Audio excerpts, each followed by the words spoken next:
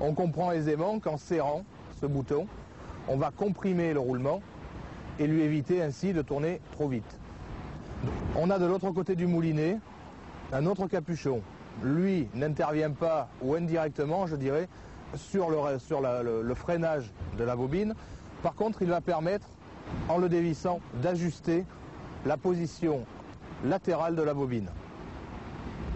Il va agir donc indirectement sur le frein qui est situé de ce côté-là, c'est-à-dire que si on se met au point dur, c'est-à-dire au frein maximum et qu'on desserre, on va automatiquement libérer. Le deuxième système est le système également classique de frein à masselotte. Ce système est contenu dans tous les moulinets casting, donc destinés au lancer de surf casting, et il se situe à l'intérieur même du moulinet. Pour y accéder, il suffit de dévisser les 3 vis que nous avons sur la flasque, comme ceci, et d'ouvrir le moulinet. On s'aperçoit ici que l'axe sort avec la flasque complète et on découvre une pièce métallique qui fait le tour de l'axe de la bobine et qui possède 2 petits ergots sur lesquels viennent se positionner des masselottes. Ces masselottes sont des pièces en plastique de section ronde, tubulaires, qui vont tourner et se déplacer latéralement. Ces masselottes vont frotter sur la corolle métallique, sur le disque métallique, en modifiant la taille des masselottes. On en trouve généralement dans les moulinets livrés d'origine de diverses tailles. En faisant varier la taille de ces masselottes, on va augmenter la pression exercée sur cette corolle et ainsi augmenter le frein qu'on va avoir sur la bobine. Le troisième système, qui est aujourd'hui le plus perfectionné, est un système à aimantation ou système magnétique.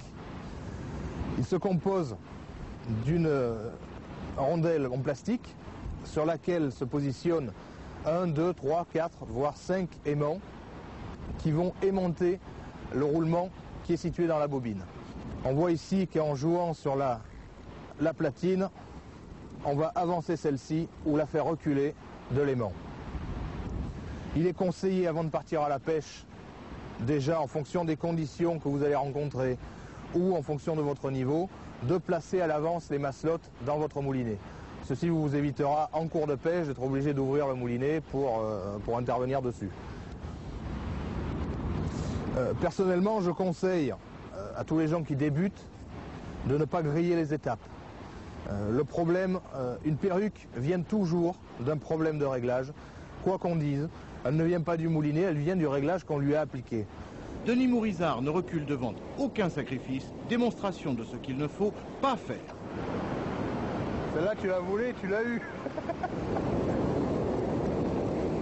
Si votre moulinet à l'avance est bien réglé, c'est-à-dire réglé raisonnablement avec des grosses masselottes et avec surtout ici à ce niveau-là un frein, je dirais minimum de 6, vous n'aurez aucun problème. Même si votre gestuelle n'est pas parfaite, votre moulinet réagira correctement. Au fur et à mesure de votre évolution, vous pourrez vous permettre de diminuer la taille des masselottes, de diminuer le frein latéral et de diminuer le frein magnétique.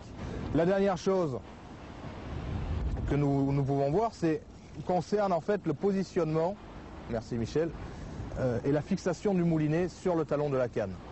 Vous voyez que le pied d'un tambour tournant est relativement fin et que compte tenu du fait que l'on doit exercer une pression ferme sur la bobine pour maintenir celle-ci lors du lancer, on privilégiera alors ce système qui est un système à bague vissante qui permet de rapprocher le corps du moulinet au maximum du diamètre du talon.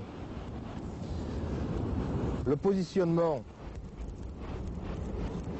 de la deuxième bague légèrement en retrait va permettre de caler les doigts de manière beaucoup plus efficace et de tenir sa bobine avec un maximum d'efficacité.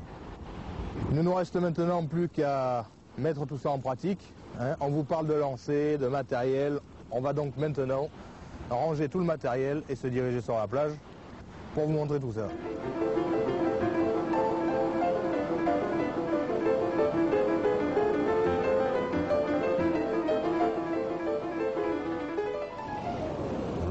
emboîter l'élément du bas.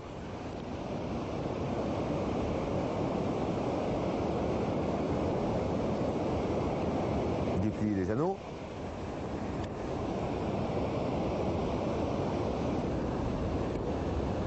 Et emboîter l'élément du haut.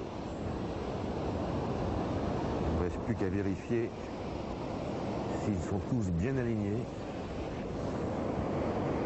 Voilà, ils sont bien dans l'axe, c'est impeccable. Impeccable.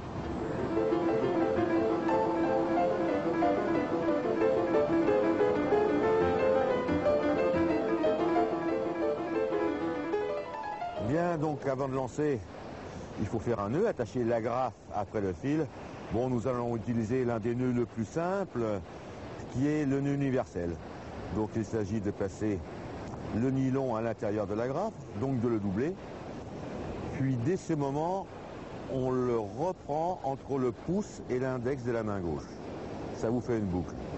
Là, votre nœud est presque fini. Il s'agit tout simplement de prendre le bout courant et de le passer à l'intérieur de la boucle en prenant les deux fils. Voilà, de cette manière.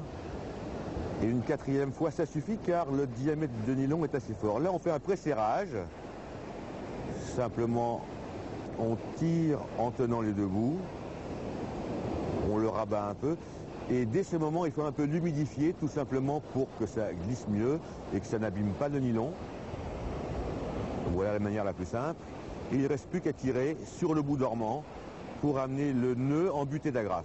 À ce moment-là, on serre très légèrement et sans forcer. Il y a un petit excédent qu'il va falloir couper. Le coupe-ongle est la chose la plus appropriée pour faire cela. Voilà, on peut laisser un petit centimètre, ça n'est pas gênant du tout. Voilà, le nœud est terminé. C'est simple et c'est le nœud le plus utilisé pour la pêche.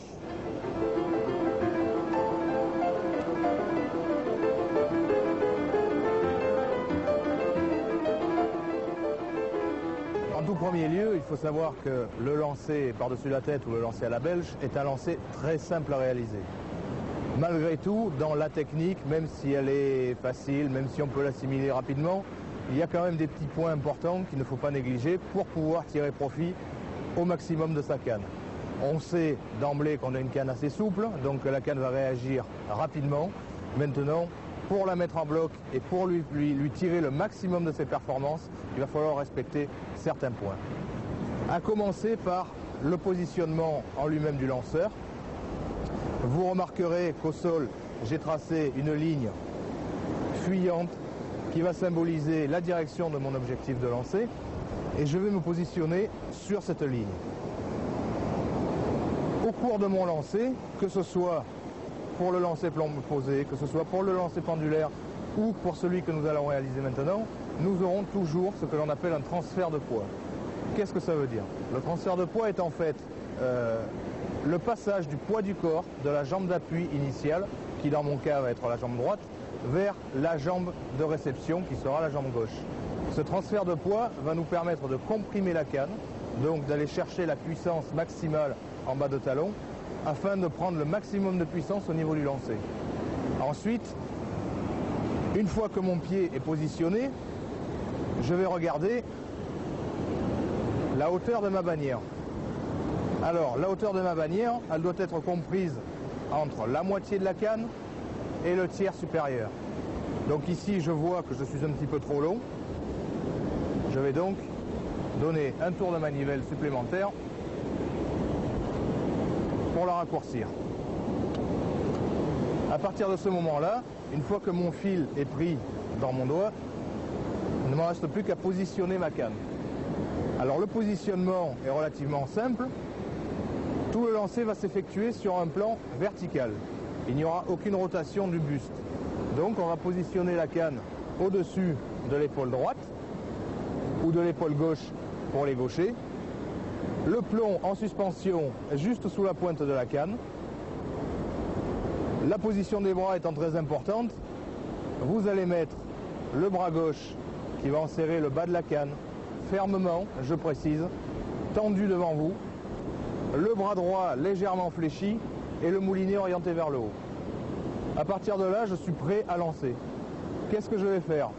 Je vais envoyer le bras gauche devant, je vais comprimer ma canne et je vais faire basculer le poids de mon corps sur ma jambe de réception.